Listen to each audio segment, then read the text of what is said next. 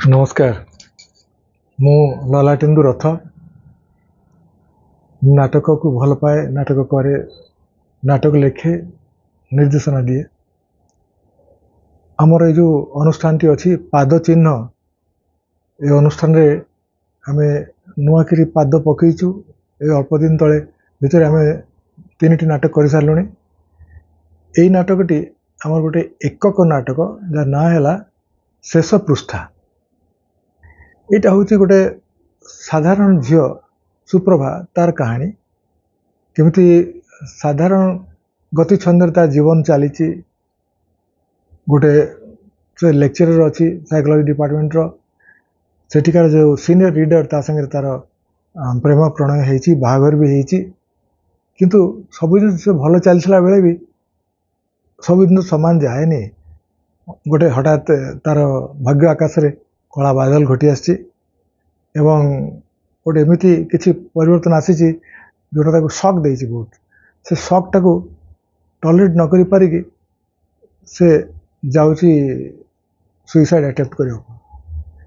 Seat गोटे unexpected turn, गोटे अप्रत्याशित मोड़ आसुची सेठू कहानी रे एवं से इंटरेस्ट ही दर्शक को आगो को सेठू नहीं जीवो।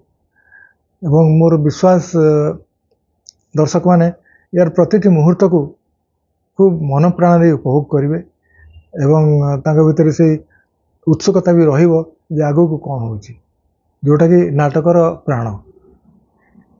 एवं ये नाटक टे जो एकक भूमिकार अभिनय करचंती मामा से बहुत परिश्रम करचंती।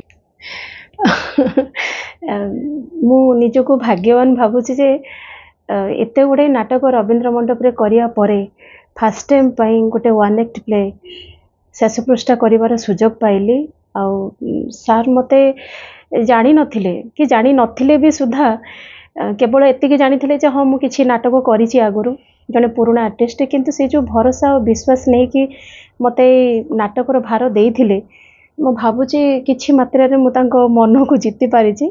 आ सबुठारु बेसी खुशी लागिवो जेतेले नाटक सरिला परे जदि ए नाटक को दर्शक ग्रहण करिवे तो सेटा अपेक्षा मु अच्छी। एते दिनर कष्ट, एते दिनर साधना परे कौन रिजल्ट आसुची सेटा 10 तारिख परे जना पड़िबो।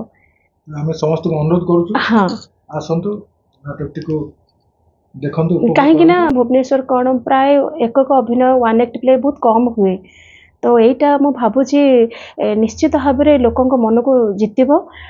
यही आशा मु समस्त को अनुरोध करुची आपण माने आसंतु। शनिवार दिन 10 तारिख संध्या 6:45 7टा भितर नाटक आरंभ होबो। नाटकर समय सीमा घंटे 15 मिनिट। आपणकर उपस्थिति अपेक्षा आमे रहिलु।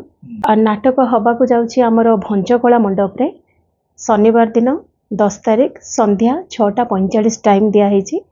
आपणकर उपस्थिति अपेक्षा आमे सारा मु आम टीम समस्ते पादचिन्हर अपेक्षा रहिलु।